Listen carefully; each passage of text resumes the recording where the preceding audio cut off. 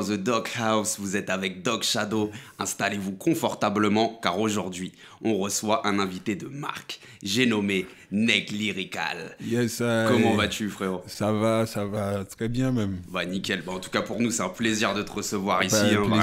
Le plaisir est partagé. Bah nickel, franchement bah, t'es un artiste que Osmose et moi on suit nous te suivons depuis pas mal d'années, voilà, que ce soit en solo ou à travers ton groupe dont tu vas nous parler, voilà. Donc avant de rentrer dans le vif du sujet, j'aimerais que tu te présentes, si jamais les gens qui regardent la vidéo ne te connaissent pas, que tu te présentes en quelques lignes, les grandes lignes, voilà, pour qu'on sache un peu de quoi on parle. Je t'en prie, Lyrical. Vite fait, alors Neg Lyrical, j'ai commencé au début des années 90 avec mon groupe Neg qui pas qu'à fait la fête. On est connu pour être les précurseurs du rap créole. Donc un groupe de rap qui évoluait en Martinique. On a vraiment fait bouger le hip-hop en Martinique pendant une quinzaine d'années, on va dire, en organisant des soirées, des émissions de radio, des podiums à Fort-de-France, la capitale de la Martinique.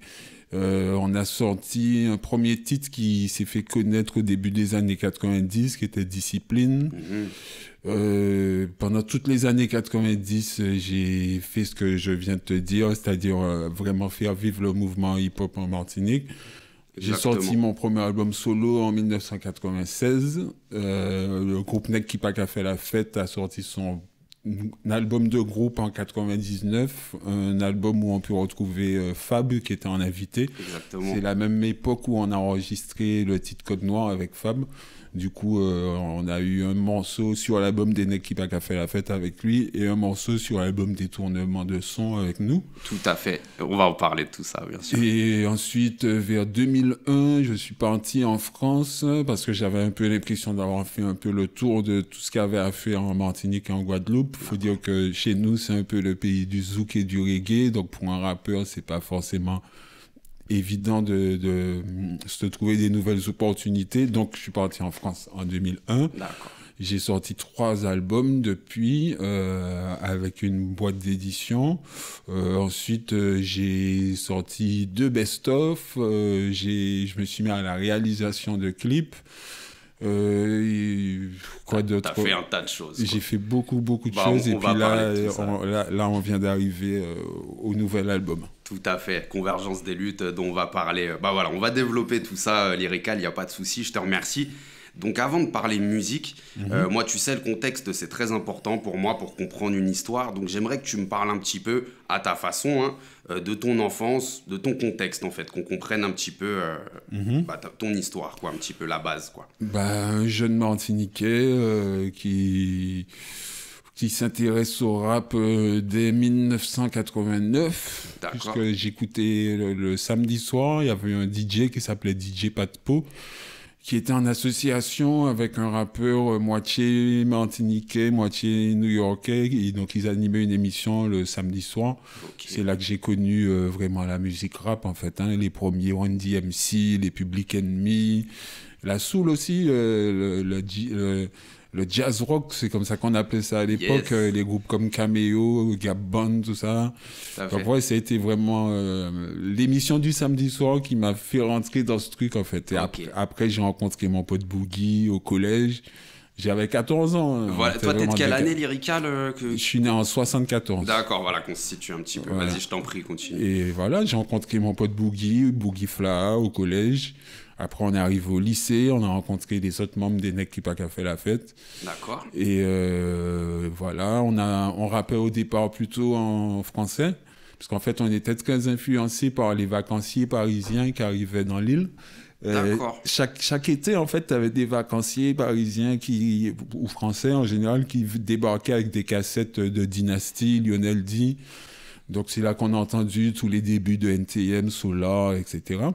Ok. Et donc, nous, on a suivi le mouvement en rappant en français. Et puis un jour, comme un éclair de génie, on s'est dit, mais pourquoi on ne s'exprime pas dans la langue de notre pays, en fait, le créole, puisqu'on le parle tous les jours. C'est ça. Et puis, on s'est mis naturellement à rapper en créole, et c'était inédit pour les gens.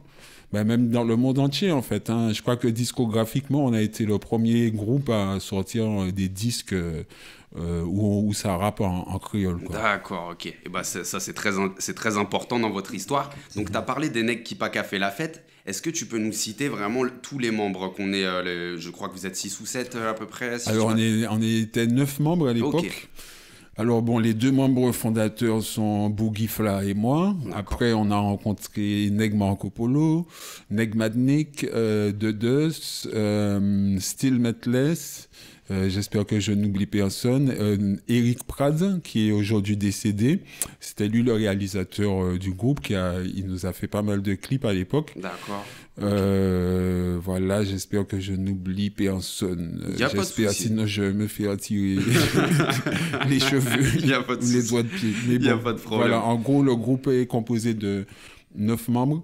Et voilà. Et vous vous connaissez tous depuis l'enfance ou l'adolescence, quoi, à peu près Voilà, j'ai rencontré Boogie, j'avais 14 ans à peu près, j'étais au collège, tu vois. D'accord, ok. Donc c'est vraiment, ouais, on est des amis d'enfance. D'accord. Ou d'adolescence, on va dire. Voilà, c'est ça, de jeunesse, quoi. Et donc, du coup, tu me parlais du rap en créole.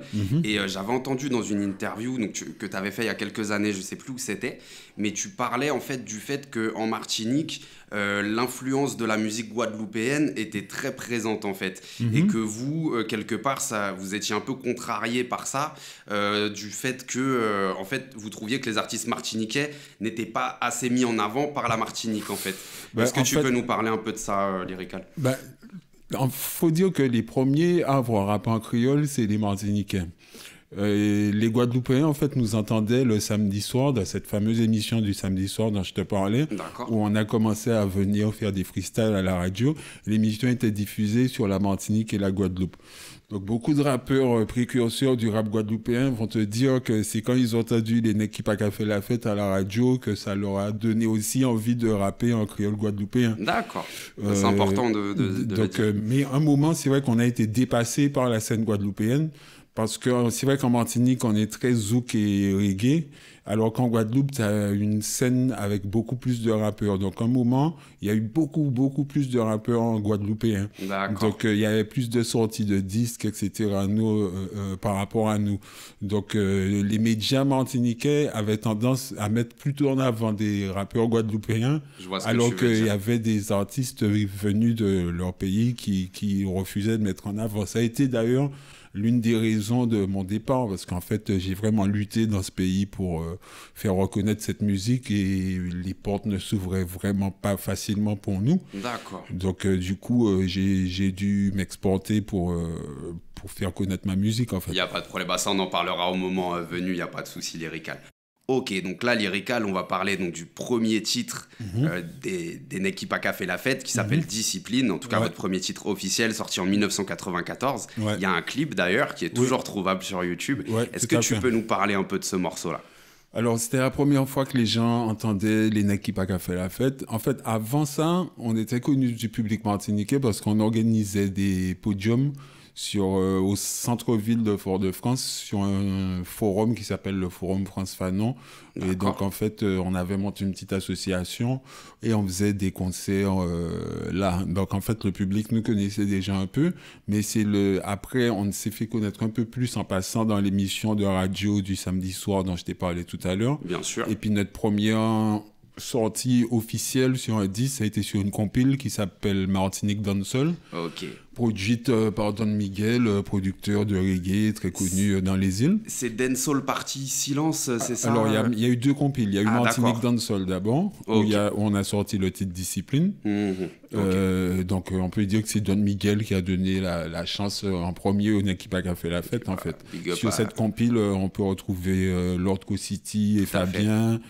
Tu peux retrouver plein de gens qui aujourd'hui sont très connus, en fait. C'était leur début. Tout à fait. Et ensuite, il y a eu une deuxième compile qui s'appelait Dancehall Party, toujours du même producteur. Ok. Donc, encore une fois, on était les seuls rappeurs. Ah non, il y avait aussi Dr. Jekyll sur celle-là, je crois. Et voilà, c'était des compiles reggae où il y avait un morceau de rap perdu dans la playlist, quoi. Ça arrivait souvent, ça. Voilà. Ça arrivait souvent. Et donc, voilà, ces 2 morceaux, ça a été vraiment les 2 premiers en sortie discographique des Nèg qui pas qu'a fait la fête, Discipline et Plita Plitskis. Et comme tu disais, Il y a un clip qui est toujours disponible, qui a été réalisé par Eric Prad, qui est aujourd'hui décédé, d'ailleurs Rest in Peace, et Tout à fait. c'est lui qui, on va dire, nous donnait vraiment le plus visuel, puisqu'il avait fait des études de cinéma, donc il nous apportait vraiment c'était le réalisateur du groupe, en fait. D'accord, ok, tout le côté un peu technique, d'accord, bah écoute, grand hommage à lui, hein, si c'est quelqu'un qui était vraiment important pour vous. Et du coup, moi j'ai un peu fouiné, donc le label qui sort tout ça, c'est Hibiscus Records, hein. C'est bien ça? C'est ça, c'était distribué chez eux. On était simple artiste sur une compile, quoi, tout simplement. D'accord, ok, il n'y a pas de souci. Et après ça, en fait, on a enchaîné avec notre premier maxi. Voilà, j'allais t'en parler. En 95, hein, c'est ça? C'est ça. Voilà, je t'en prie. Et en fait, c'était Plita Plitris Remix, puisqu'en fait, sur Dancehall Party, on avait fait Plita Plitris.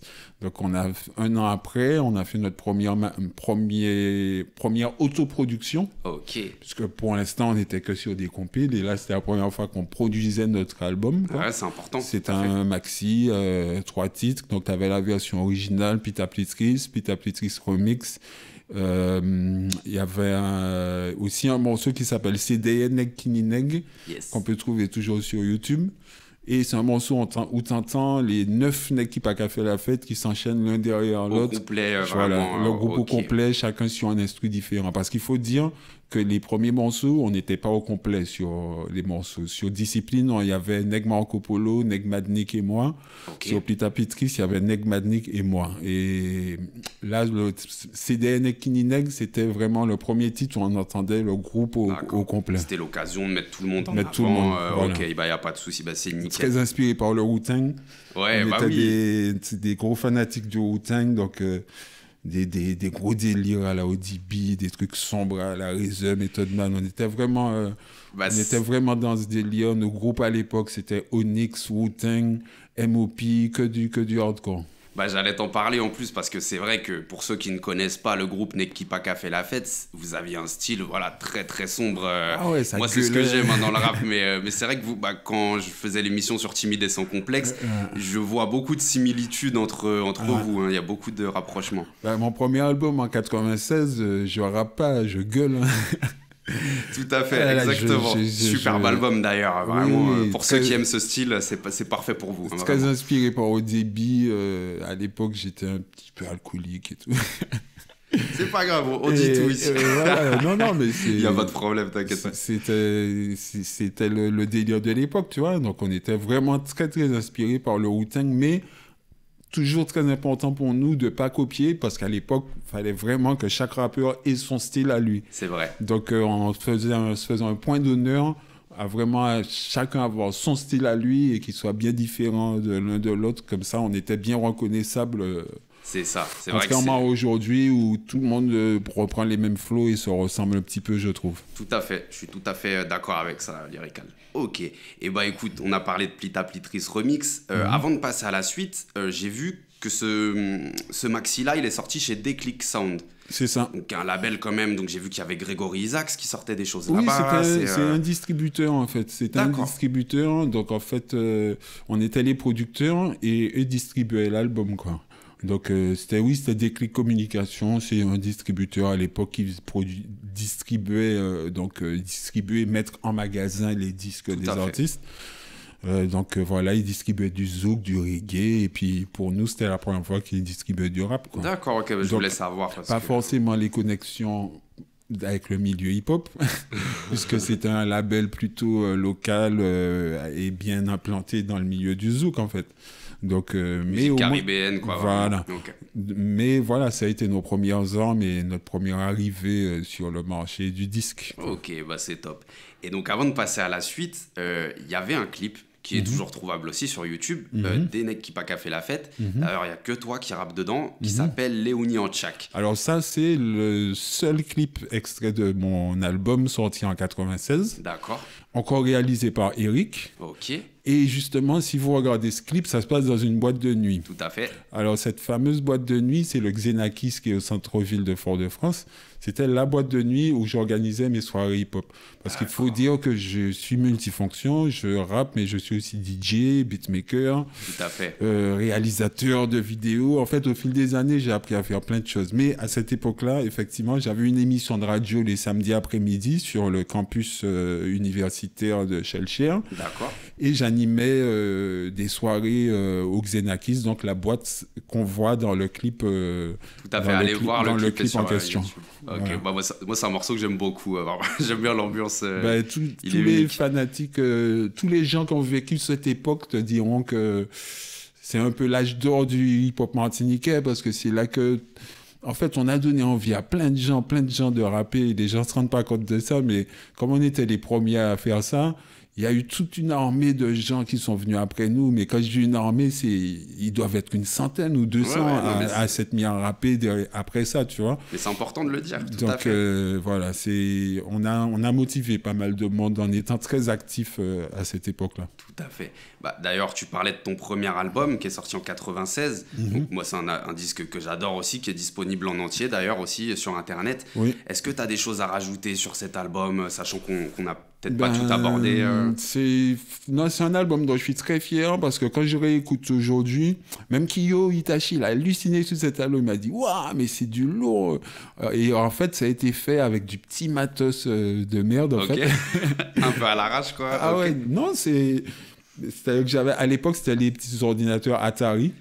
Donc j'avais un Atari Falcon avec une petite carte son et je faisais des astuces sur ça. D'accord. Et puis voilà, on samplait les Beastie Boys, on samplait Isaac Hayes, mais en même temps on samplait des groupes locaux, Joby Bernabé pour ceux qui connaissent. Enfin voilà, c'était vraiment un truc très éclectique, avec des samples de musique américaine, mais aussi des samples de musique antillaise, quoi. Ok, bah oui, tout à fait. Ouais, bah d'ailleurs, bon, on va en parler de ça, d'ailleurs, pour l'album des Nekipa qui a fait la fête. Ok, bah c'est top. Bah, je te remercie, Lyrical. Donc, en 96, j'ai vu, parce que moi, j'aime bien les petites archives, tout ça, il y a un documentaire. Donc, il y avait une équipe de journalistes. Donc, ça s'appelait FBS. C'était en 96 et ils étaient venus vous interviewer. On vous voit, il y a toi, il y a Marco Polo. Vous êtes plusieurs et vous faites un freestyle de ouf. Allez voir sur YouTube, c'est FBS volume 3, donc 1996. Est-ce que tu as un souvenir de cette journée en particulier? Tu sais quoi, là, tu me rappelles un truc que je me rappelle même pas, frère. D'accord, ok. D'ailleurs, après l'émission, je vais même aller regarder la vidéo, y a pas de parce problème. que je crois que j'ai jamais vu. Donc en fait, tu t'es tellement bien documenté que t'en sais même plus que moi. Bah, c'est bien. Tu te rends compte? Bah, je t'enverrai le lien. C'est peut-être pour ça que c'est The Doc, mais c'est bien documenté en tout cas. Mais là, je pourrais pas te donner trop d'infos sur ça, parce qu'en fait, je m'en souviens pas, en fait. Il n'y a aucun problème, Lyrical. Il n'y a pas de souci. Bah, je te montrerai après. Je pense que tu vas kiffer. Avec plaisir. Bah, nickel. Bah, écoute, on avance dans l'histoire.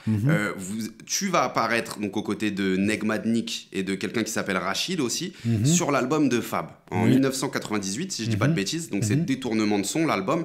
Et c'est sur le morceau Code Noir. Oui. Est-ce que, donc, avant peut-être de parler du morceau en lui-même, comment est-ce que tu rencontres Fab ? Alors, en fait, Fab a débarqué en Martinique et puis il s'est baladé dans les rues de Fort-de-France et puis il a commencé à parler aux gens, à leur demander qui fait quoi en Martinique, dans le rap, tout ça. D'accord. Du coup, tout le monde leur a dit « Ah, mais c'est Lyrical, il faut aller voir Lyrical » parce que tout le monde savait que c'était moi qui organisais des soirées, c'est moi qui faisais l'émission de radio. En fait, on peut dire que j'ai quand même beaucoup donné de ma personne pour faire vivre le hip-hop martiniquais, en fait. Du coup, quand Fab a demandé dans la rue aux gens qui fait quoi dans le rap en Martinique, immédiatement, on l'a ramené chez moi, en fait. C'était automatique, quoi. De la même manière que Oxmo aussi est venu. Hein. On a ramené Oxmo chez moi aussi. Hein. Je me souviens une fois, Oxmo passait dans une soirée à Sainte-Luce ou Sainte-Anne, dans le sud de la Martinique. Et puis, il n'avait pas d'instru. Donc, un jour, je vois un mec que je connais débarquer avec Oxmo chez moi. Ouais, on a besoin d'instru. Oxmo chante ce soir, il n'a pas d'instru. Incroyable. Et moi, j'avais la grosse collection de vinyles avec plein de face B. Donc, voilà. Donc bon, ça n'a pas été plus loin que ça avec Oxmo. Par contre, avec Fab, c'est vrai qu'il y a eu des affinités, parce que bon, Fab, tout le monde sait que Fab, c'est quand même le représentant du rap conscient en France à une certaine époque. Tout à fait. Du coup, il s'est reconnu aussi dans mes textes, parce que les gens, ils m'appellent Lyrical. C'est pas moi qui ai choisi ce nom, en fait. C'est les gens qui ont décidé de m'appeler comme ça, parce qu'ils trouvaient que j'avais des bons textes. Donc voilà, on s'est bien entendu, on a fait 2 morceaux ensemble, donc je t'en ai parlé tout à l'heure, le morceau Code Noir sur l'album Détournement de son, et le morceau Faut qu'on bouffe aussi sur l'album des Nec qui pas qu'a fait la fête. Alors le morceau Code Noir, voilà. Comme tu dis, il y a Rachid, Madnik et moi qui sommes invités. D'accord. Alors pour parler vite fait de Rachid, en fait, il faut savoir que le groupe Nec qui pas qu'a fait la fête n'est pas le seul, il y avait tout un posse avec d'autres groupes martiniquais qui s'appelaient le Hip Hop Bokeh. D'accord. Donc Rachid fait toujours, je pense, partie d'un groupe qui s'appelle C'est Nous-mêmes, qui gravite autour des Nec qui pas qu'a fait la fête. T'avais les nouveaux griots aussi, les artistes illimités avec Rimi. Voilà, c'était toute une famille de rappeurs. C'était un peu comme le Wu-Tang avec Sons of Men, Grave Diggers, tu vois. C'est important de le dire. C'est une équipe de gars, je t'ai dit, on devait être au moins une 50aine. Hein, et puis chacun avait monté son petit collectif. D'accord. Et puis c'était nous les plus connus. Mais voilà, Rachid faisant partie d'un des meilleurs, Faba... Il l'a invité automatiquement. Ouais. Ok, d'accord. Bah, en tout cas, allez écouter Code Noir, voilà, qui est un morceau... superbe, voilà, vraiment. Donc, tu en parlais, voilà, Il faut dire juste... je t'en prie. Juste pour dire que, en fait, si Fab est venu en Martinique, c'est parce qu'il est métis. Et, il est de père martiniquais et de mère rebeu. Ok, donc, c'est pour ça, en fait, il est revenu... Il a de la famille là-bas ou... Son père est martiniquais. D'accord, en fait. ok. Du coup, il est revenu un peu, tu vois, connaître ses racines, d'où il vient, quoi. Tout à fait. Du coup, mais ce que j'ai trouvé beau dans sa démarche, c'est, si tu veux, de chercher à savoir qui fait quoi, qui machin, et chercher à travailler avec ces gens-là. Ça n'a pas forcément été la démarche de tous les rappeurs français venant en Martinique. Beaucoup sont venus, on les a croisés. D'ailleurs, Joey Star, on l'a reçu aussi dans notre émission le samedi soir. D'accord. Mais si tu veux... c'est avec Fab que ça a été le plus loin, quoi. D'accord, il y avait le plus d'affinité avec lui. Voilà, mais sans critiquer pour autant les autres. Bien sûr. Par exemple, Joey Star, on a eu des très bonnes vibes avec lui. Vu que Joey Star, on l'a invité dans notre émission du samedi soir, moi, quelques années après, en France, Joey Star, il m'a invité chez BOSS et il m'a dit « Ouais, si je t'invite, parce que vous m'avez bien reçu en Martinique, tu sais quand déjà il parle. » Et voilà, quoi. Donc, moi, je trouve ça bien, en fait, de renvoyer l'ascenseur et de chercher à savoir qui sont les vrais dans un pays pour travailler avec eux, en fait. Bien sûr. Tout le monde n'a pas forcément cette démarche-là. C'est vrai, c'est bien de le dire, Lyrical. Et du coup, ça nous mène à l'album des Nec qui pas qu'a fait la fête. Voilà, c'est la dernière production des Nec qui pas qu'a fait la fête, il me semble, si je dis pas de bêtises. Ça a été l'unique album des Nec qui pas qu'a fait la fête. D'accord, donc ça sort en 99, ça s'appelle Made in Nina, voilà, ça. Pour Madi Nina, donc le nom qui signifie Martinique, voilà, c'est le nom original de la Martinique, on peut le dire, Madi Nina. Et Guadeloupe, c'est Karuquera. Voilà. En fait, c'est des noms indiens. Parce qu'avant que les Noirs soient, à l'époque de la traite négrière, soient envoyés en Martinique, nos îles étaient déjà peuplées d'Indiens, les Indiens Arawak et les Indiens Caraïbes. Et en fait, les Indiens Arawak et les Indiens Caraïbes avaient nommé les 2 îles respectivement Madi Nina et Karuquera. C'est pour ça que le nom de notre album a été Made in Nina pour faire le jeu de mots. Ok, c'est bien de le dire, voilà, comme ça c'est précis. Il n'y a que ça de vrai. Donc, ne soyez pas étonnés, donc sur la pochette, vous avez marqué les Neg exprès. Vous n'avez pas mis Nec qui pas qu'a fait la fête. À l'époque, c'était un conflit, mon gars. Je sais même pas si je devrais parler, si j'en parle. En fait, il y avait une partie du groupe qui voulait qu'on continue à s'appeler les Nec qui pas qu'à faire la fête. Et puis il y avait une autre partie qui disait « Ah non, c'est trop long, ça va être trop dur à prononcer pour les Français. » Alors ils ont raccourci le nom, ils ont appelé ça les Neg. D'accord, ok. Mais moi, j'étais pas content. J'étais pas content. Ok, t'étais attaché au... Marco Polo aussi, il était pas content. Mais il y avait une partie du groupe, il voulait absolument les Neg. D'accord, donc, mais en fait, le qui pas qu'à fait la fête, c'est important. Parce que pour expliquer le nom, Nec qui pas qu'à faire la fête, c'est les nègres qui ne plaisantent pas, qui font pas la fête. Tout à fait. Un peu inspiré de Niggas Driven Attitude de LA. De WA, voilà. C'est ça, ouais. Et donc, en fait, pour donner un aspect, entre guillemets, plus sympa et plus vendeur au groupe, l'album a été intitulé Les Nègres, ce qui est un de mes regrets. D'accord. Mais voilà, ça a été quand même... On a fait un bon boulot sur cet album parce que voilà, il y a du français, il y a du créole, il y a des samples locaux, on aborde des sujets intéressant. C'est sur cet album que je fais mon premier titre en solo en français, qui s'appelle Stop l'hypocrisie. Non, on a fait quand même du beau boulot sur cet album. Oui. Il y a un morceau d'ailleurs qui s'appelle Fraternité. Je sais plus si tu te souviens du sample qui est dessus, parce que j'ai pas réussi à reconnaître. J'ai fouiné, j'ai pas trouvé. Alors c'est Boogie qui a fait l'instru, donc faudrait lui demander, mais c'est un sample de compas musique haïtienne, quoi. C'est ça, voilà, mais j'arrivais pas à retrouver le... Ok, bah écoute, si jamais quelqu'un a l'info, n'hésitez pas... Ça doit être des Gramax ou la Perfecta. Ok, d'accord, nickel. Bah écoute, c'est lourd. Bah franchement, allez écouter l'album parce que c'est vraiment... voilà, c'est du très très lourd, effectivement. Vous avez... Parce que je sais que t'es un mec de scène, vraiment, que c'est ton terrain, quoi.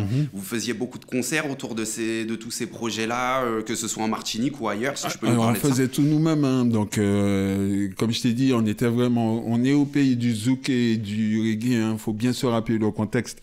Donc si nous on fait pas, on va pas nous inviter. Donc on a été à la fois les artistes et les organisateurs de nos spectacles. Après on a eu la chance d'avoir des bonnes connexions en Guadeloupe. On a pu aller chez Lucien à Basse-Terre, on y a été 2 fois. Ça a été des beaux voyages pour nous parce qu'on découvrait la Guadeloupe. D'accord. Un pays au taux de criminalité impressionnant. Et non, mais franchement, la Guadeloupe, ça m'a choqué. Quand je suis arrivé en Guadeloupe, frère, j'ai dit, waouh, mais c'est les États-Unis ici. C'est une autre ambiance. En Martinique, on était plus pacifique. D'accord, ok. Là, c'est le royaume des badman et des bad girls. Je vois ce que tu veux dire. Là, c'est chaud, la Guadeloupe. En tout cas, à l'époque, je sais pas comment c'est maintenant. Il n'y a pas de souci. Mais voilà, ça a été des très belles expériences. Ça nous a fait connaître aussi pas mal de rappeurs guadeloupéens comme Bronx et plein d'autres, hein, le Karaoke Rack Rouge, je vais pas citer tout, Eno Klein, plein de gens en fait qui font un beau travail dans le rap guadeloupéen. D'accord. Donc voilà, on a pu quand même faire des scènes en Martinique qu'on organisait nous-mêmes et des scènes en Guadeloupe qui étaient organisées par d'autres qui nous invitaient. Donc on a quand même eu cette chance-là. Mais comme je t'ai dit, si c'était pas nous les organisateurs, on passait nulle part. Donc on a vraiment été hyper actifs à tous les niveaux pour pouvoir donner une vie à notre musique. Ok, et bah c'est important de le dire, bah c'est nickel. Et du coup, bah je reviens un petit peu sur le nom Nèg Qui Pa Ka fait la fête parce que tu as donné la définition, mais donc dans l'interview d'ailleurs de FBS de 96, tu expliques que c'est parce que les Martiniquais ont l'image du zouker, etc. et que vous vouliez faire un gros contraste en fait. Voilà, parce qu'on était, tu sais, à l'époque... tu disais que tu étais antillais, que tu faisais du rap, et les gens disaient « Ah, la compagnie créole !» Le cliché, direct. Donc, nous, on avait envie de casser ça, un peu ce qu'on appelle la carte postale, quoi. Pour montrer aussi qu'aux Antilles, il y a le ghetto, qu'on a des revendications, voilà, on n'est pas des doudouistes. Donc... c'est pour ça, en fait, hein, qu'on a dit qu'on est les nègres qui rigolent pas, et qu'on vient pas... Mais après, en fait, si tu veux, on était vraiment jeunes et radicalement anti-zouk. C'est normal. Avec les années, on a appris à apprécier la culture de nos îles. Mais si tu veux, on a fait ça par réaction, en fait. Comme les gens, on détestait ce préjugé que les gens avaient sur nous. Donc, on a été à l'extrême.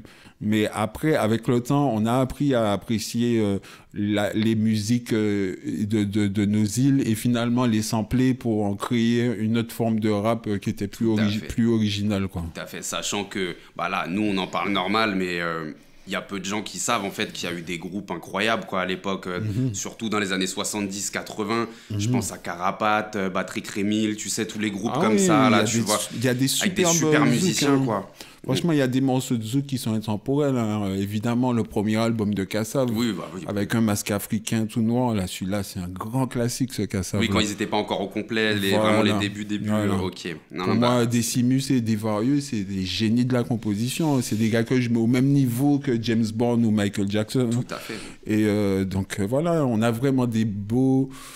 Kali aussi. D'ailleurs, il faut que je parle de l'expérience avec Kali, parce qu'en fait, à la juste avant que je parte, je crois que ça a été 1 an avant mon départ en France, on a fait une compilation avec Kali. Donc Kali, c'est un des chanteurs les plus connus de l'île dans la musique traditionnelle. C'est un Rasta qui joue du banjo. Et en fait, il a créé une compile qui s'appelait Belé Boom Bap. D'accord. Donc le Belé, c'est la musique traditionnelle martiniquaise. C'est pas une danse aussi? Il y a pas une... Il y a une danse Belé. Okay. Alors en Guadeloupe, on appelle ça le gros cas et en Martinique, on appelle ça le Belé. Okay, bah, ouais. Donc c'est des musiques tambour, danse, voilà. Et en fait, il a appelé sa compile Belé Boom Bap. Donc il mélangeait le Belé au rappeur. Ok. Et en fait, et c'est une compile qu'on peut toujours retrouver. Hein. Ah bah écoute. Et il y a tout dessus, il y a tous les anciens chanteurs donc traditionnels de Belay et puis les jeunes rappeurs nous. C'est beau comme ça a projet, ça a été une belle expérience. Ça, c'était juste avant que je m'en aille.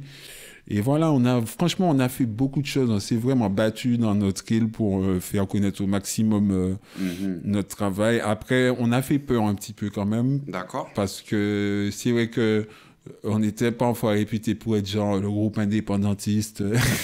Je vois ce que tu veux dire, ok. Parce que c'est vrai qu'on avait des revendications un peu politiques, surtout moi. Hein. C'est vrai que le plus politique dans le groupe, c'est moi. Donc je me gênais pas déjà à l'époque pour parler de ce qui te dérangeait. C'était pas du freestyle ego trip, quoi. C'était pas du tout ça. C'était parce que moi, c'est ce que je considère comme mon teacher, c'est KRS-One. J'ai été élevé à l'école Public Enemy, Nas, Dead Prez.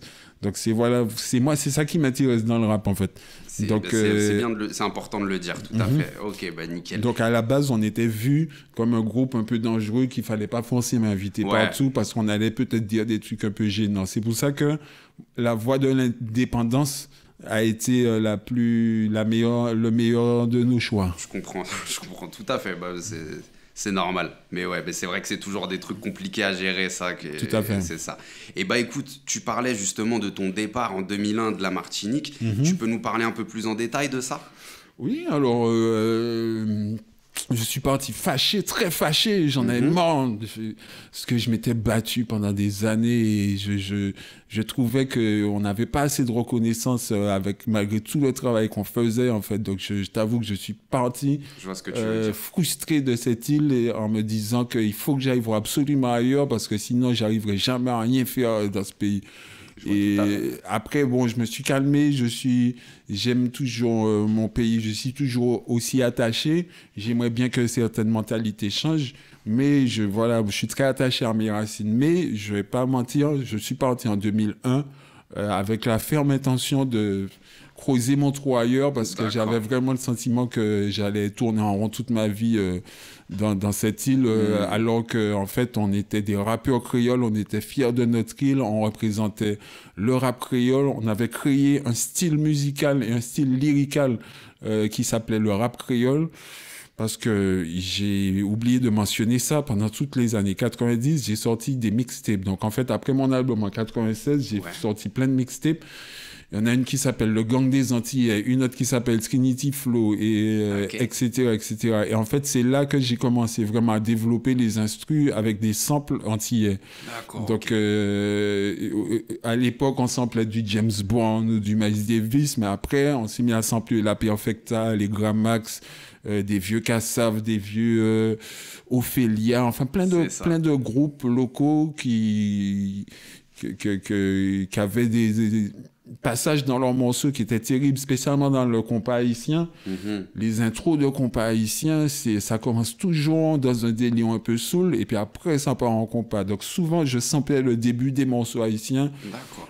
Là, je répète beaucoup ces deux groupes-là, mais les Gramax et la Perfecta. Et ouais, écoute. Et voilà, on a créé vraiment le rap créole vocalement, lyricalement, mais aussi on a créé le rap créole musicalement. Et donc, voilà, on apportait quand même quelque chose à la culture de notre île et on avait vraiment l'impression de ne pas être reconnu par les médias de notre île pour le travail qu'on faisait. Donc voilà, quand je suis parti, j'étais dans cet état d'esprit. Je suis arrivé en France grâce à un manager qui s'appelle Philippe Bernabé. Je devais à l'époque sortir un album chez Secteur A. D'accord. Comment ça se fait, ça? J'ai rencontré Philippe en Martinique. Il m'a dit, il faut absolument que tu viennes en France. On va signer chez Secteur A. D'accord. Okay. Finalement, Philippe habitait dans un appartement à Enghien-les-Bains. Il m'a dans le Val d'Oise, du coup, c'est ça? Dans le Val d'Oise. D'accord, ok. J'y habite toujours. Il m'a hébergé dans son appartement. Finalement, l'album avec Secteur A n'est jamais sorti parce que on avait commencé à enregistrer et tout, hein, mais c'était l'époque de dépôt de bilan de Secteur A. Oui, c'était le début de la fin. Tout à fait, début 2000. Voilà. Et donc, du coup, l'album n'est jamais sorti. Et Philippe, il m'avait fait quitter mon boulot en Martinique, quitter ma vie, tout quitter pour venir habiter en France et sortir un album qui n'est jamais sorti. Donc, j'étais... C'est dur, c'est dur. Donc, finalement, pour se rattraper, qu'est-ce qu'il a pu faire pour moi? C'est me laisser l'appartement. Donc, en fait, il a quitté cet appartement. C'est honnête. Et c'est là que j'ai repris l'appartement à mon nom. Et c'est là, en fait, que j'ai vécu en France depuis mon arrivée jusqu'à aujourd'hui. Je suis plutôt content de cette ville d'Enghien-les-Bains qui est plutôt tranquille. D'accord. C'est comme ça, en fait, que je suis arrivé en France. Hein. C'est à cause d'un album qui n'est jamais sorti. Bah, écoute, tu vois. Et finalement... Mais tu regrettes pas, du coup? Non, pas du tout. Ok, bah, c'est nickel. Et finalement, en fait, de là, j'ai rencontré MC Janik, Strika, Guillaume MC, qui avait une boîte d'édition. Ok. Donc, boîte d'édition, donc en fait, c'est un moyen pour les artistes d'avoir plus de rémunération de la SACEM. Donc, eux sortaient pas mal de compiles reggae, donc je suis vraiment rentré dans l'univers reggae avec eux. J'ai posé sur leur compile dancehall, mais ça m'a donné l'opportunité de sortir avec eux 3 albums qui s'appellent de A à Z. Ça a été mon premier. Tout à fait. Tu peux préciser l'année Lyrical, s'il te plaît? 2004. 2004? De A à Z, ouais. D'accord, parce que moi j'ai fouiné sur Internet. Alors après, Internet, c'est pas forcément toujours fiable, mais ils mettent que c'est 2010. Donc, non, c'est plutôt que ça. Voilà, bah, c'est bien qu'on en parle. Voilà, c'est pour ça que je voulais te parler de la date. Bah, donc, de A à Z, c'est 2004. Et c'est chez Neg Lyrical Lab, c'est ça? C'est mon label. D'accord. Et puis, Ideal Song Entertain Pub pour les éditions. D'accord. Donc, sur l'album de A à Z, tu as 2 titres qui ont vraiment percé, qui m'ont fait connaître du public français. Ok, vas-y. C'est le morceau de A à Z et surtout le morceau La langue est piégée. D'accord. Et voilà, hein, depuis La langue est piégée, je pense que les gens, ils ont compris qu'un gars qui vient de Martinique, qui maîtrise bien la langue française, même si avant, on l'avait entendu qu'en créole, voilà. Non, mais c'est ça. Et puis, ce qui est important de dire, donc, dans de A à Z, t'as un schéma d'écriture qui est important, c'est-à-dire tu ne fais que... alors, j'ai oublié comment on appelle ça, les mots que en lettres. Là, la vie, c'est pas simple comme voilà. ABC. Dans les rues de la ville, il y a plein de SDF, ils paient par l'ISF, plus de RMI que de PDG, même avec un big CV. Si t'as pas les BCBG, tu peux bosser qu'au KFC, pas au BHV ou au PTT. Enfin, bref. Voilà, vous avez compris. Voilà, il y avait juste à démontrer. Voilà. Nickel. Bah, merci, Lyrical. Voilà, donc... Et d'ailleurs, je vais en parler sur un de tes prochains morceaux, d'ailleurs, de ton mode d'écriture, mais il y a des choses à dire, quoi. Tu portes très bien ton nom. Et oui, en gros, le délire de A à Z, c'était vraiment tous les mots avec des lettres. Et puis le délire de La langue est piégée, c'était tous les mots de la langue française. En fait, dans ce morceau, je démontre que tous les mots de la langue française contenant le mot noir expriment le négatif, et tous les mots de la langue française contenant le mot blanc expriment quelque chose de positif. Oui, voilà, et en gros, j'explique que dans la langue, il y a encore des traces d'une mentalité du passé, et qui est une mentalité raciste, en fait, et qu'on a du mal à s'en sortir, parce qu'en fait, même inconsciemment... tout ce qui est noir, écoute, tu vis une misère noire, tu broies du noir. Non, c'est ça. Non, mais c'est pas faux, c'est pas faux. Non, c'est par contre, on te donne carte blanche. Tu vois ce que je veux dire? Voilà. Et en fait, j'ai eu l'idée de faire ce morceau en regardant le film de Malcolm X, l'autobiographie de Malcolm X par Spike Lee.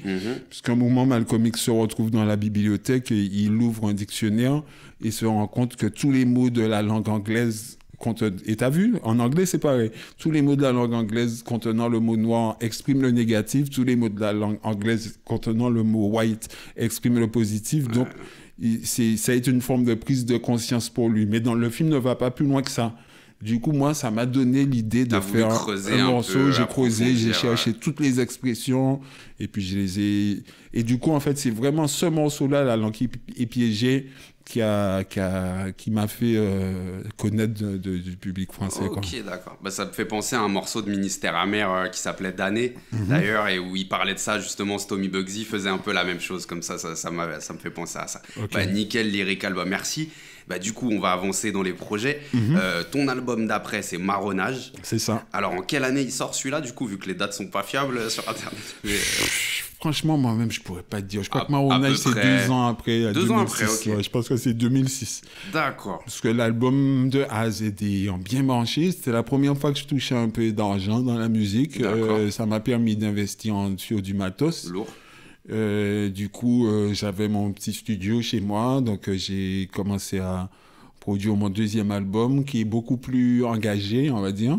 Sur la pochette, je suis avec un gros afro, une chaîne au pied, une chaîne d'esclave au pied. Je tiens une chaîne, genre je suis dans un champ. L'album s'appelle Marronnage, puisque pour ceux qui ne savent pas, le marronnage, c'est le phénomène des esclaves qui quittent la plantation et qui partent dans les bois pour fuir le système esclavagiste. On les appelait les nègres marrons. Donc, c'est pour ça le mot marronnage, en fait. Donc, c'est un album très militant. Le morceau le plus connu de cet album, je pense que c'est La Traite. Okay. La traite, l'habitat sur l'esclave et le maître. La traite, l'être humain traité comme une bête. La traite, le maître qui peut tout se permettre. La délation des traites, le marronnage qui s'entête. En gros, je donne toutes les dates, toutes les grandes dates de l'esclavage. Depuis l'arrivée des colons en Afrique jusqu'à l'abolition de l'esclavage et jusqu'au fait qu'ils soient reconnus comme crime contre l'humanité dans les années 90 grâce à Madame Taubira. Donc c'est vraiment un historique de toutes les grandes dates. Chaque rime commence par une date. 1976, il se passe tel truc, tel truc. Donc c'est vraiment là on découvre le nègre lyrical, on va dire... Reste-moi. Engagé, quoi. Avec un rap très documenté où je cherche des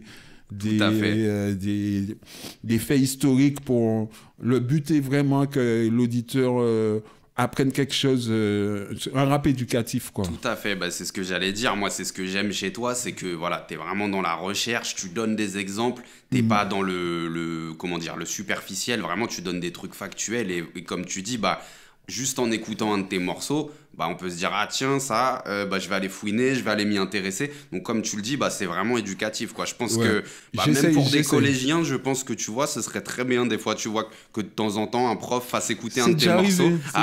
Ça m'étonne pas, tu vois. J'ai même eu des citations dans des livres, il y a des gens qui étudient mes textes en classe, moi-même j'étais étonné. Ça m'étonne pas du tout, tu vois. Mais non, mais en fait à la base ma démarche c'est une démarche d'honnêteté, c'est que j'essaie juste je suis papa en fait, donc j'essaie de pas dire des conneries. Donc du coup avant de commencer à écrire un texte, j'essaie de regarder des documentaires, de me lire un peu pour que ce que je dis ne soit pas rempli d'erreurs et que voilà, quoi. Donc c'est par respect aussi de l'auditeur, tu vois. Tout à fait. Donc voilà.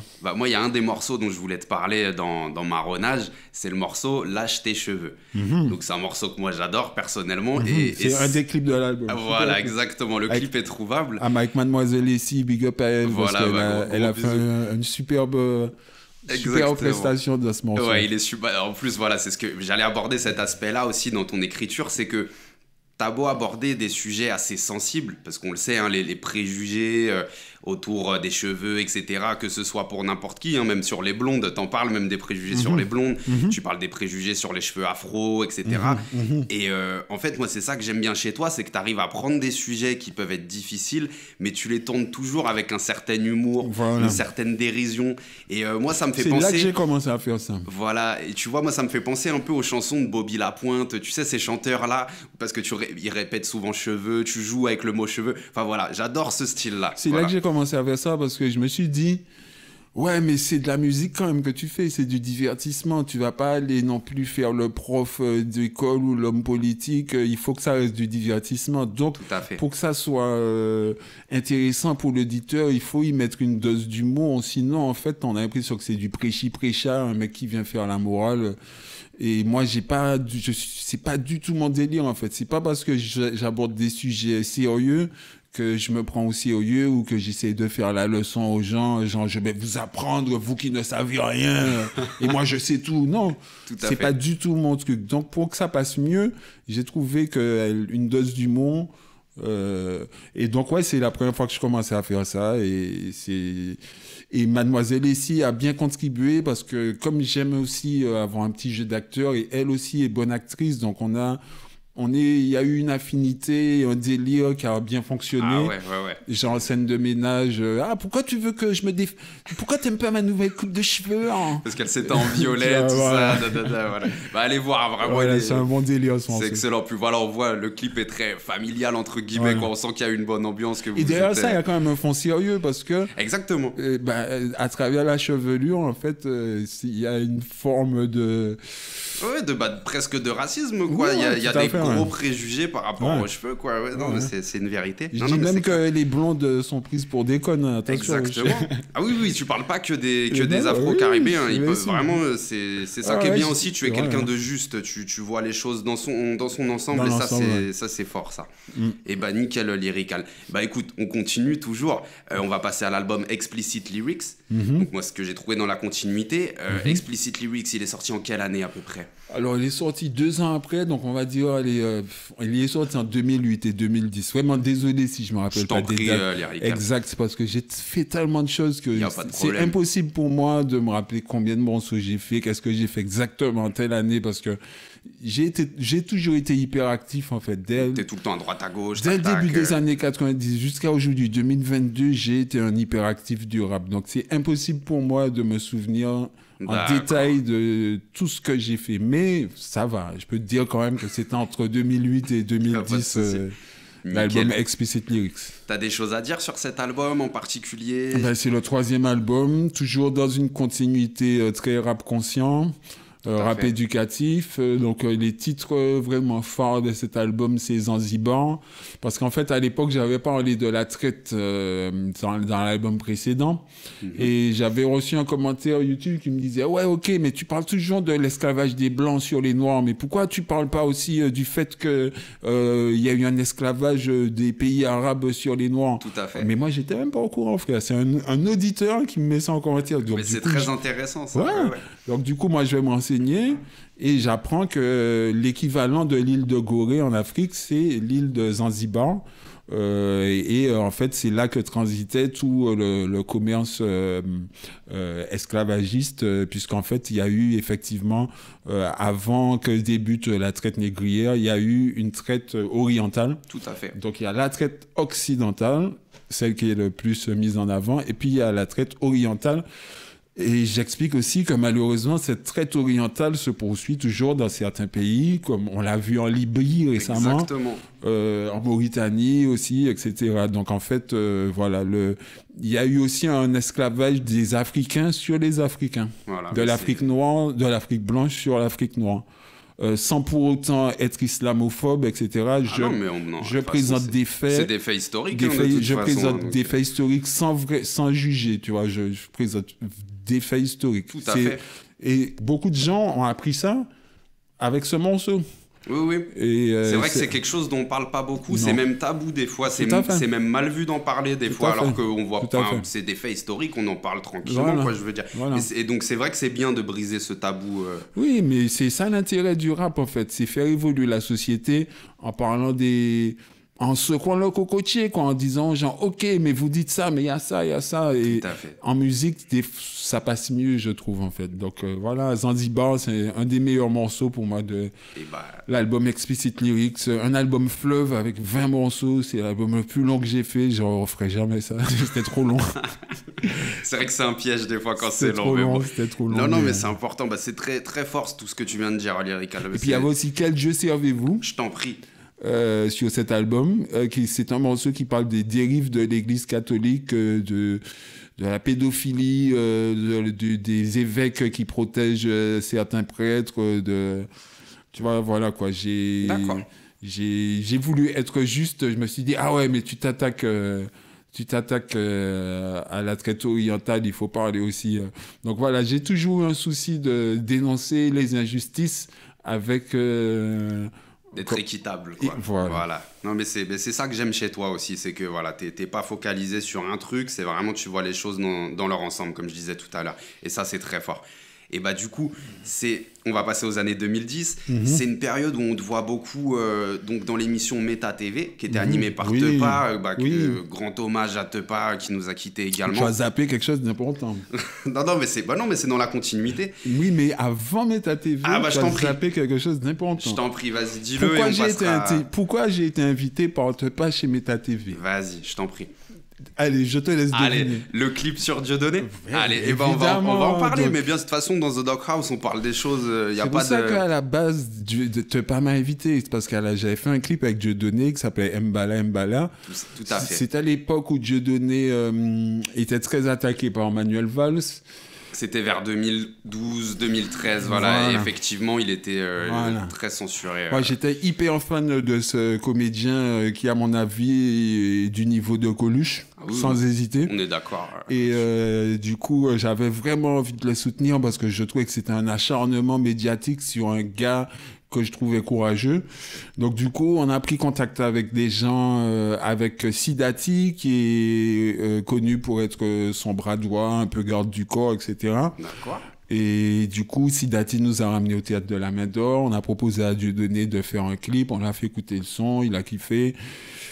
Donc du coup, le clip Mbala Mbala est sorti. Ça m'a fait quand même beaucoup connaître parce que Dieudonné a un Facebook avec beaucoup d'abonnés. Du coup, ça a été ma première vidéo vraiment très vue sur Internet. Que dire de ça? Après, Dieudonné m'a invité 2 fois au Bal des Quenelles. C'est vrai qu'il y avait ça.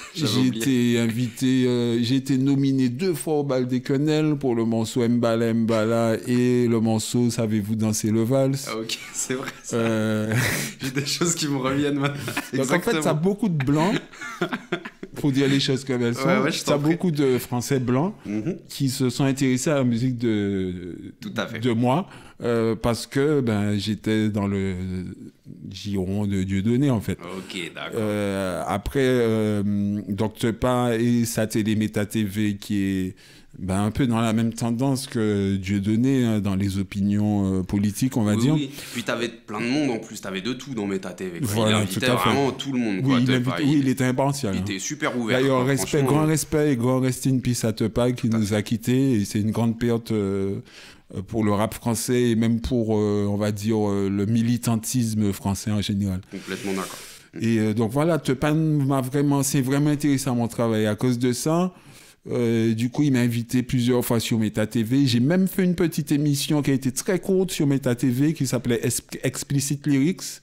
Et tu peux retrouver sur YouTube, si tu tapes Negricole Explicit Lyrics, okay. J'ai fait 3 émissions de Explicit Lyrics. C'était une émission qui durait 1 heure sur Méta TV, où je passais des clips de rap américain sous-titrés en français. Parce que comme je me passionne pour la langue anglaise et que je comprends 90% des textes, j'avais envie de faire comprendre aux gens aussi ce que disent les textes du rap américain. Du coup, j'ai eu droit à une petite émission sur Méta TV qui n'a pas duré longtemps, mais ça a été une belle expérience. Il y a eu un gros freestyle que tout le monde que beaucoup connaissent, je pense, avec Tepa et tous les frérots. Donc voilà.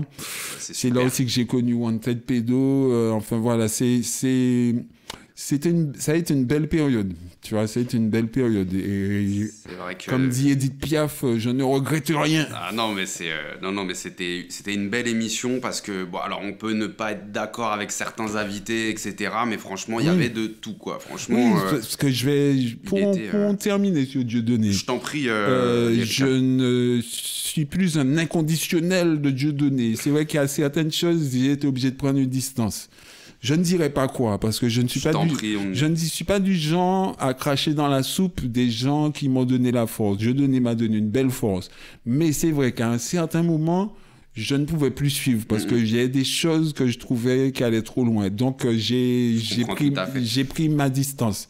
Mais je resterai reconnaissant à vie à Dieudonné et son équipe parce que, contrairement à beaucoup de gens dans le rap français, alors que je suis un rappeur, finalement, c'est un humoriste qui m'a fait connaître en France. Tu vois.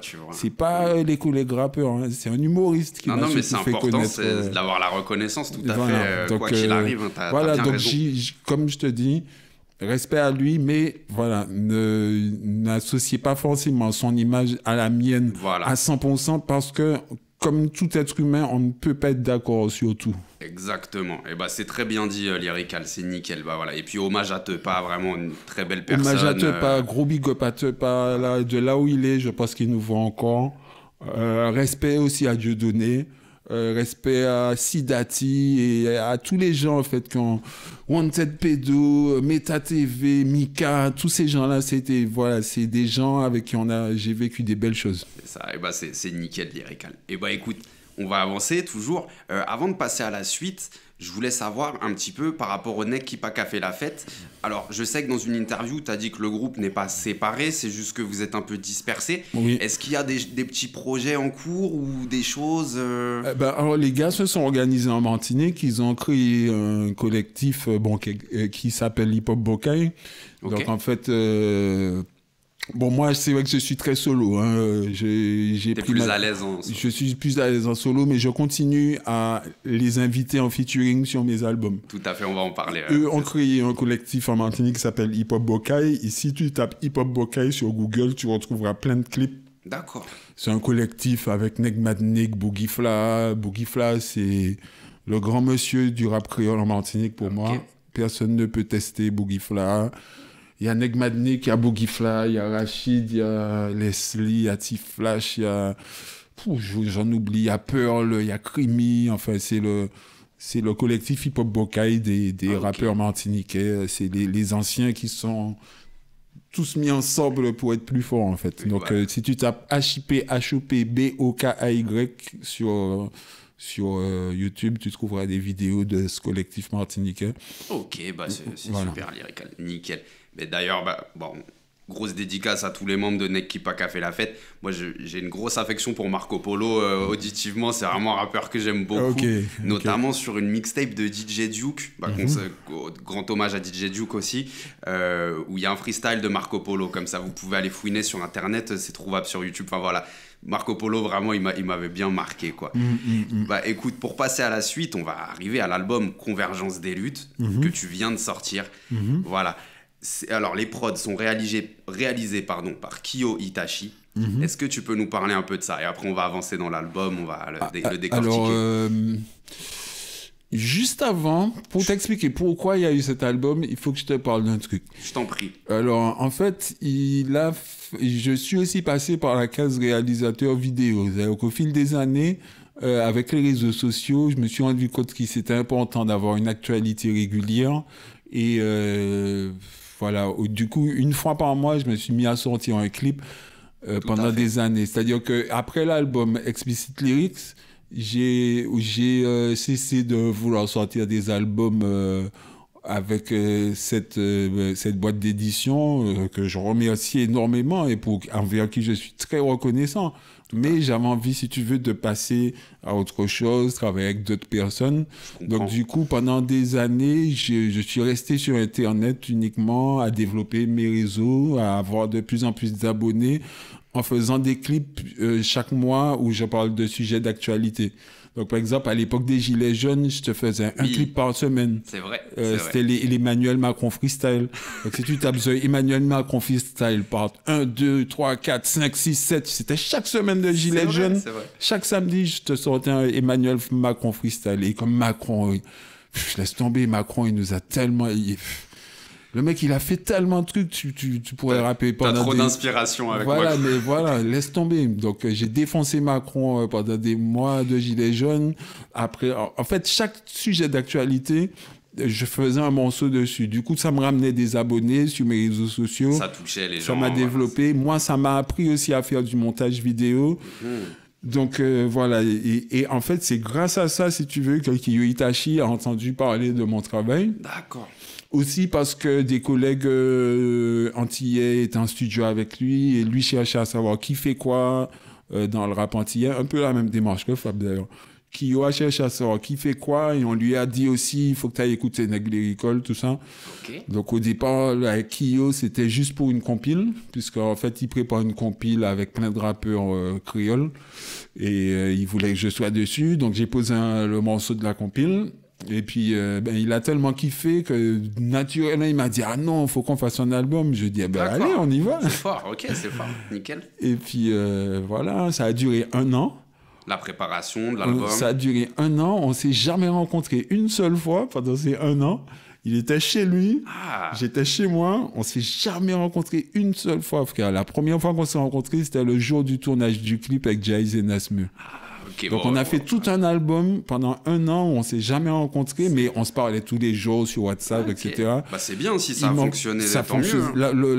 L'alchimie a fonctionné naturellement. Il m'envoyait des instrus, je lui envoyais mes pistes de voix que je posais dessus. Il les envoyait en Serbie parce que c'est un ingé son serbe qui a mixé l'album. Ok, c'est pour ça j'avais vu dans les crédits, j'ai vu Serbie. J'allais te poser la question. Ok, d'accord. Ouais. Et donc voilà, en fait, c'est Kyo et moi, c'est 2 fanatiques de rap, 2 mecs qui aiment bien rester à la maison bosser. Donc du coup, on s'est bien entendu sur ça, en fait. Mais par contre, quand il faut qu'on se voit...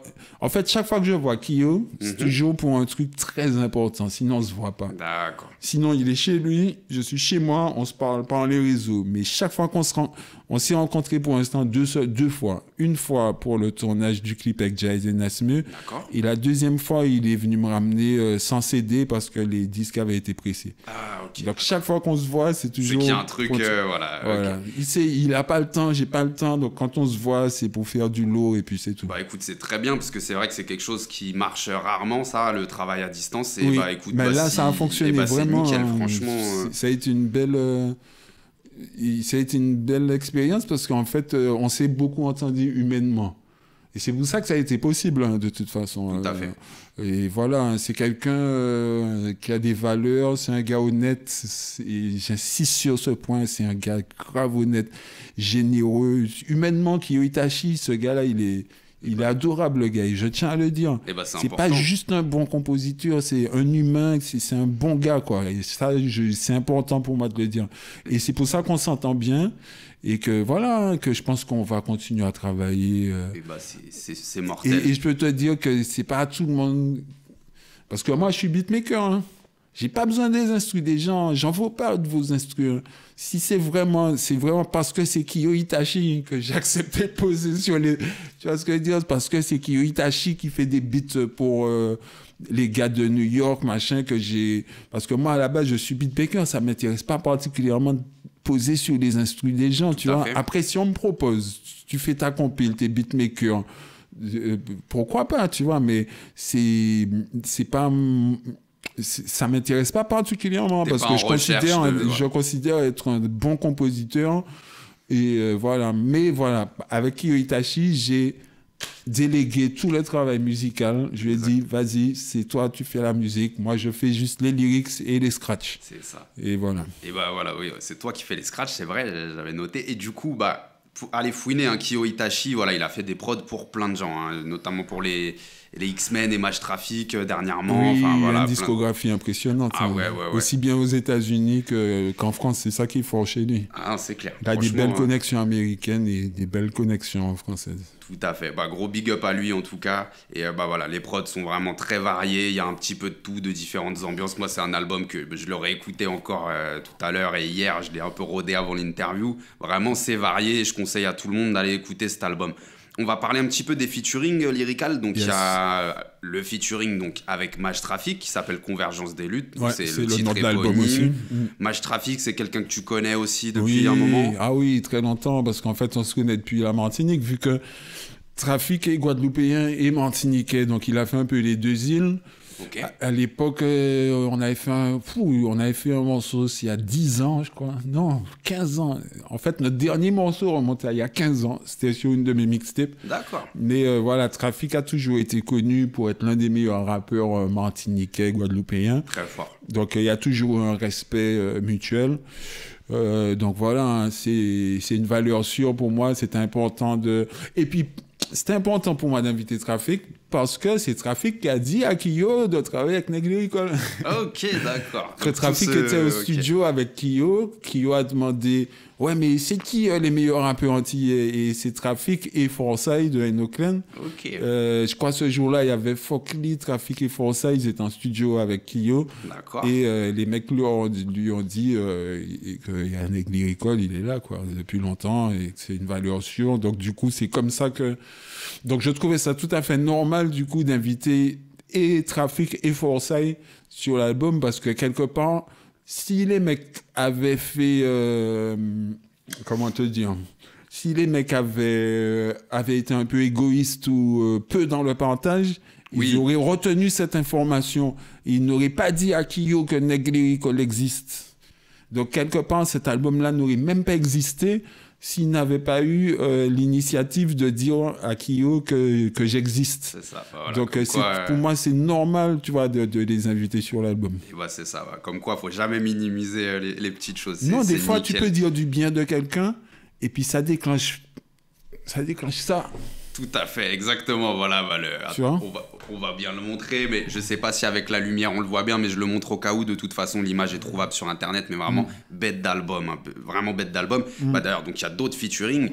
Donc il y a Union Populaire avec Ja Eyes qu'on a reçu ici. Il y a Nasmeu aussi dessus. C'est des gens que tu connais bien aussi. Oui, Nasmeu, je le connais depuis longtemps. Il y a toujours eu un respect mutuel entre Ja Eyes et moi. Il a toujours beaucoup aimé ce que je fais, j'ai toujours beaucoup aimé son travail. Donc on n'a jamais eu l'occasion de faire de morceaux publiquement ensemble, mais on s'est retrouvés souvent en studio à tester des trucs. Et tu parlais de BOSS en plus au début, lui il était dedans, donc ok. Exact. Là, quoi. Voilà. Donc il y a eu toujours un respect mutuel avec Ja Eyes. Nasmeu, je le connais depuis l'époque où on traînait avec le 45 scientifique, puisque c'est vrai qu'on n'a pas parlé de ça, mais Ifi est sur mon album de A à Z. Excellent rappeur. Donc je connais Nasmeu. Ah oui, c'est Ifi, laisse tomber. Laisse tomber, c'est une valeur sûre et je pense que c'est vraiment dommage qu'il ne soit pas plus mis en avant. Ouais. Tout à fait d'accord. Et voilà, donc en fait, Nasmeu, c'est vraiment le crew 45 scientifique. Il faut dire qu'à l'époque, j'ai même fait DJ pour eux. Ah ouais, bah voilà, tu vois. Je te jure, j'étais DJ pour Ali, frère. Ali, bah voilà.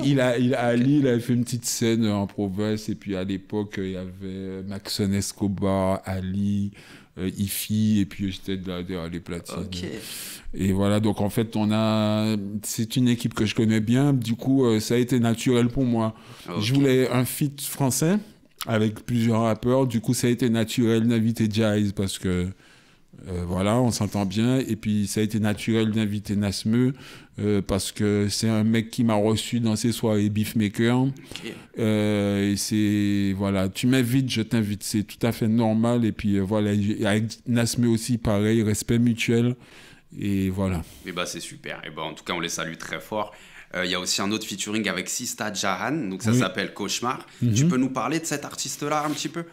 Alors c'est une artiste avec qui je travaille depuis un bon moment. Je l'ai connue à l'époque où j'ai travaillé avec la boîte d'édition Ideal Song Entertainment Pub, puisqu'elle était aussi sur cette boîte d'édition qui signe beaucoup d'artistes reggae. D'accord. Parce qu'à la base, Sista Jahan, c'est une artiste reggae. Ok. Et puis c'est moi, je lui dis non, faut faire du rap aussi. J'essaie de... Ok. Et du coup, à l'époque, sur mon album de A à Z, on avait fait un morceau déjà. Et puis voilà, c'est une amie en fait. Hein, et je trouve que nos voix se mélangent bien. Donc, du coup, je l'ai appelée sur 3 morceaux de l'album. Un où elle fait le refrain, donc où elle est en featuring. Et puis 2 autres où elle fait des chœurs. D'accord, ok. Donc, mais en fait, finalement, on a gardé que 2 morceaux. Le 3e, on verra après. D'accord. Mais voilà, c'est une artiste aussi que je vous invite à découvrir avec des beaux textes qui parlent d'amour, de spiritualité, du reggae, quoi. Ça devrait. Eh ben, écoute, on la salue également. Allez vous renseigner, Sista Jahan, voilà. Donc, il y a aussi le featuring qui s'appelle Bushmaster avec Rusty Jux. Je ne sais pas si je l'ai bien prononcé. Et Rusty avec... Jux. Voilà, Rusty Jux. Et John Robinson. Oui. Et tu rappes en anglais dedans. Oui, monsieur. Voilà, parle-nous un petit peu de ça quand même, c'est important. Ben, c'est pas la première fois que je rappe en anglais, hein, parce qu'en fait, j'ai toujours été, dès le début des années 90, je t'ai dit, je décortiquais les textes de KRS-One, j'essayais de comprendre les paroles, tout. Donc, c'est grâce au rap que j'ai appris à parler anglais, en fait. D'accord. J'ai pas été dans une université particulière, machin, mais aujourd'hui, je peux dire que je parle anglais grâce à la musique rap. Donc, Ouais, de temps en temps, c'est un plaisir de kicker un petit couplet en anglais. Donc, quand Kyo m'a dit, il faut qu'on fasse un feat avec les Quinry, Kyo, il voulait que je rappe en français. Je lui ai dit, non, Kyo, je vais rapper en anglais. Il m'a dit, non, tu vas rapper. On n'était pas d'accord. Et puis, finalement, il a cédé. Ok. Et aujourd'hui, je pense que si tu lui demandes, il te dira que oui, j'ai eu raison de rapper en anglais. Ah, ça sonne Parce bien. qu'à l'heure qu'il est, on a déjà eu 2 diffusions sur une radio à Houston. Donc voilà, les Américains ils kiffent, ils ont validé mes couplets.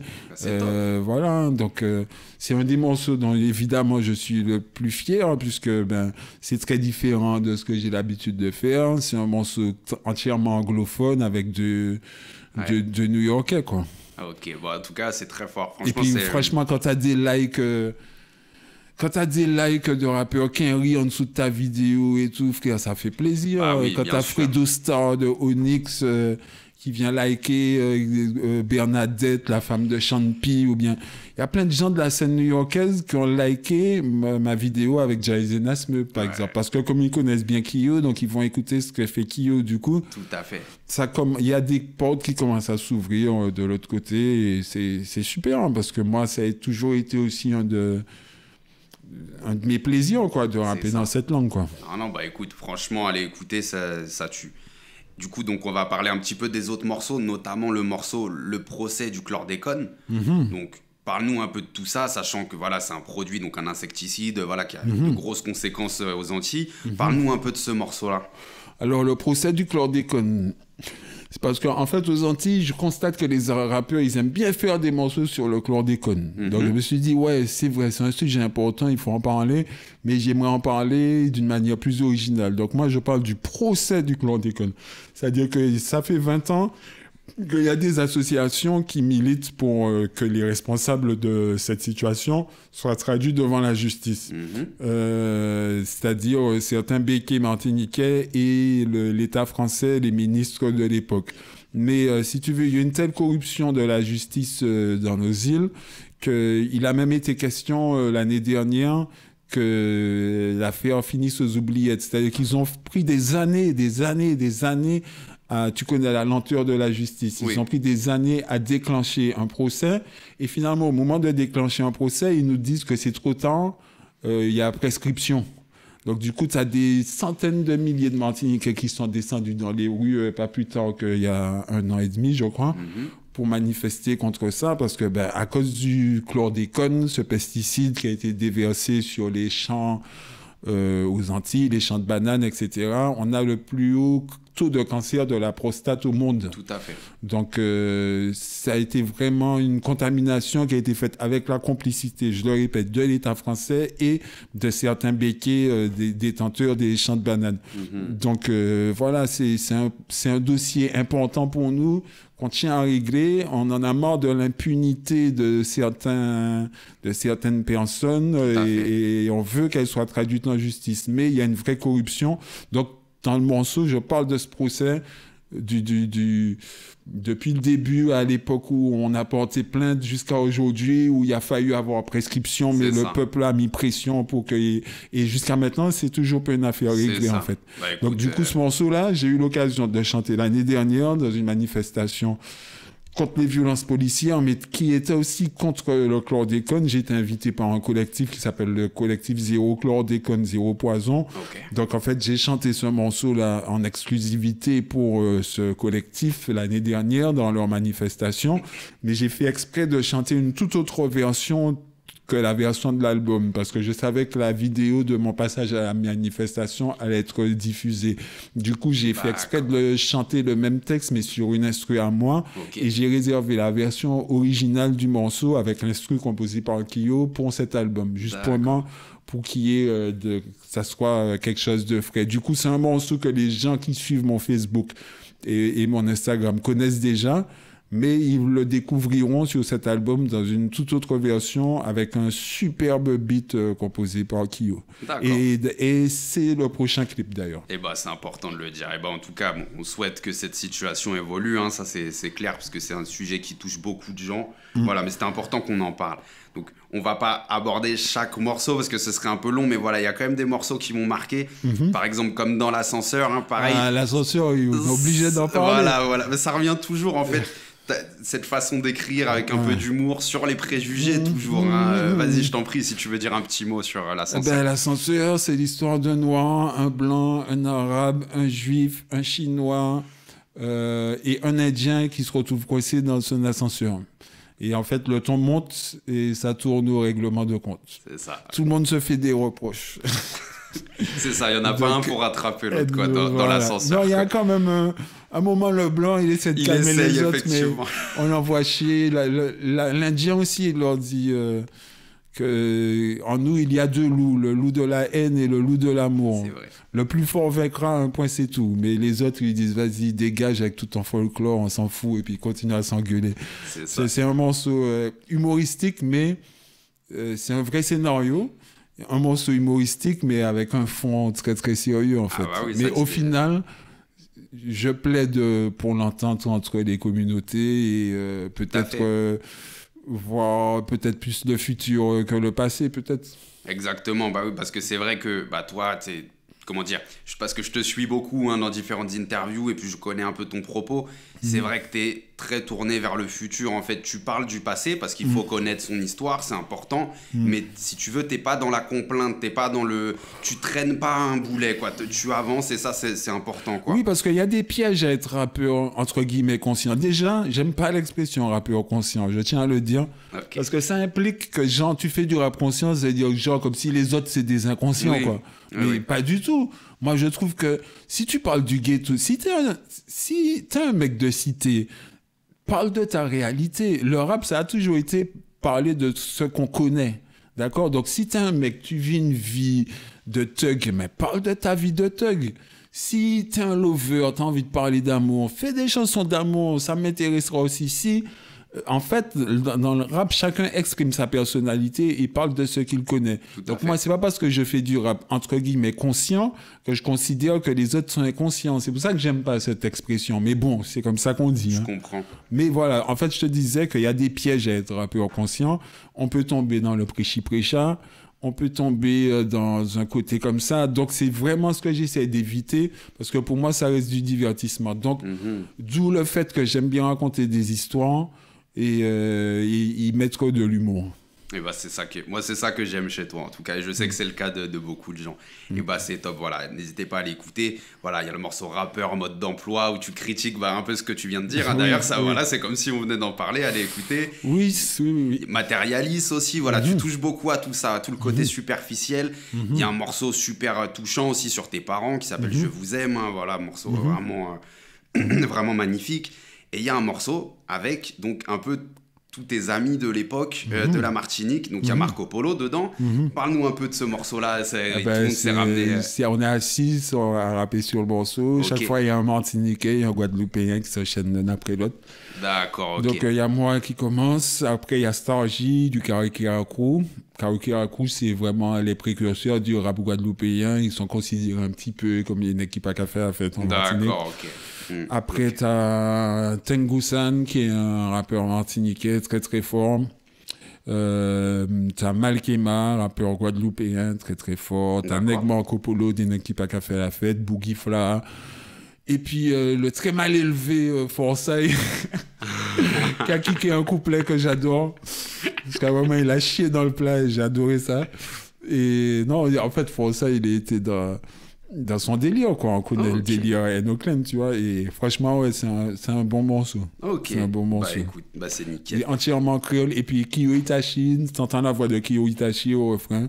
Ok. Qui fait nous capete yo, swear. Il y a que ça d'oreille. Et puis il y a la voix d'un humoriste guadeloupéen qui s'appelle T. Fabrice.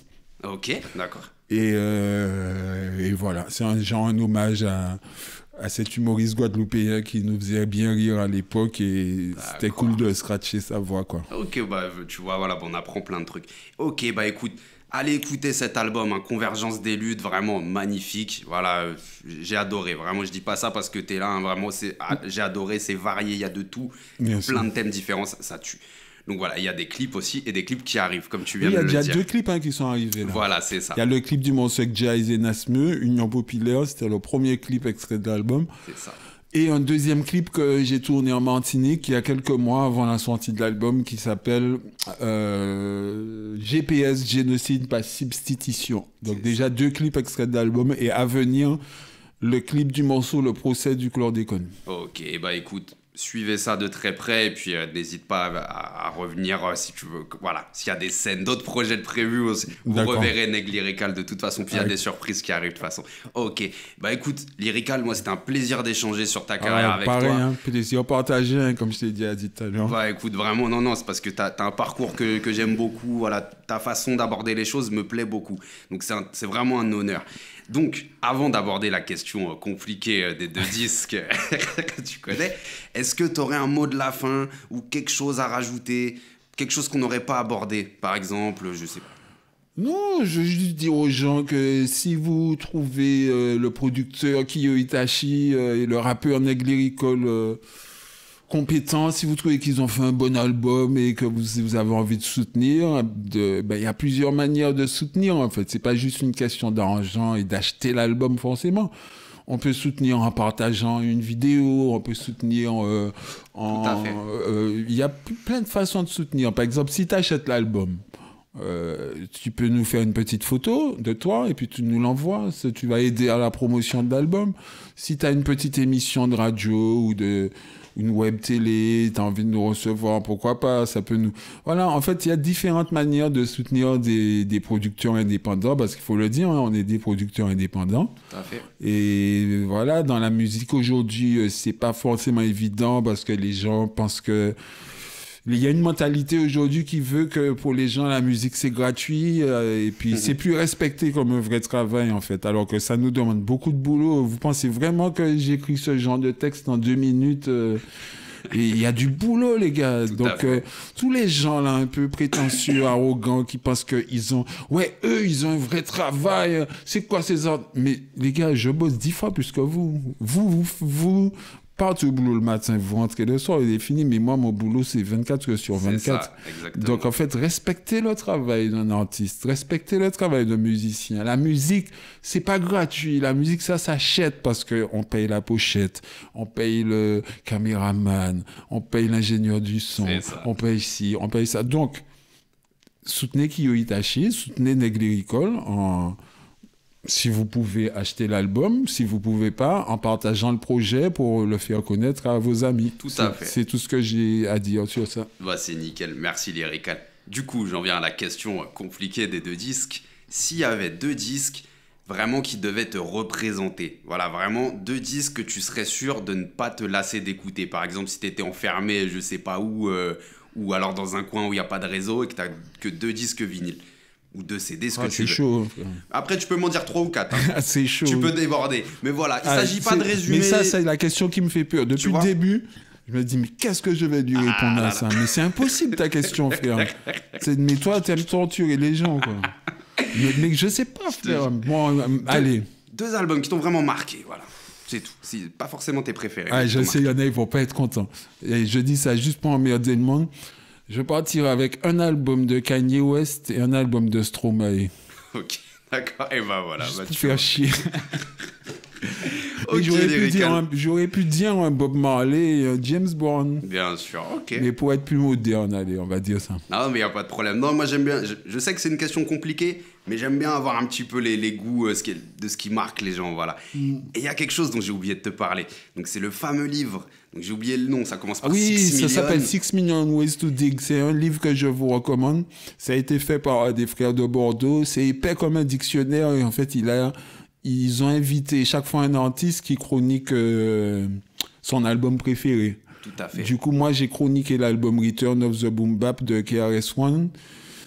C'est un beau livre, hein. Il y a des belles photos. Chaque artiste tient la pochette de son album préféré. Donc, il y a du beau monde, hein. Il y a Maj Traffic, il y a Kyo, il y a Dan de Ticaret, tu m'avais dit. Il y a Dan de Ticaret. Il y a plein de monde. Il y a... La liste est trop longue pour que je cite tout le monde. Mais voilà, c'est un livre, ça s'appelle 6 Million Ways to Dig. Et ça aussi, c'était une expérience sympa d'écrire dans un bouquin, quoi. Et bah écoute, allez fouiner, c'était nickel. Écoute, j'ai plus de questions, cher Neg Lyrical, qui a revêtu ça tombe bien, j'ai plus de réponses. Voilà, tu vois. Qui a revêtu le t-shirt aujourd'hui en plus. Oui, il représente l'émission. Il n'y a que ça de vrai, nickel. Bah écoute, merci mille fois Neg Lyrical et à très bientôt. Prends bien soin de toi, frérot. C'était bien cool. Yes, carrément. Je remercie Osmose qui est présent, voilà, qui est au big contrôle up toujours. Osmose. Yes. Et puis voilà quoi, on se retrouve très bientôt. Merci à vous d'avoir suivi l'émission. Il est maintenant l'heure de quitter la maison. On se retrouve très bientôt pour une prochaine de The Dog House. Yes, sir. Peace. Merci Lyrical. Lourd. Yes, nickel.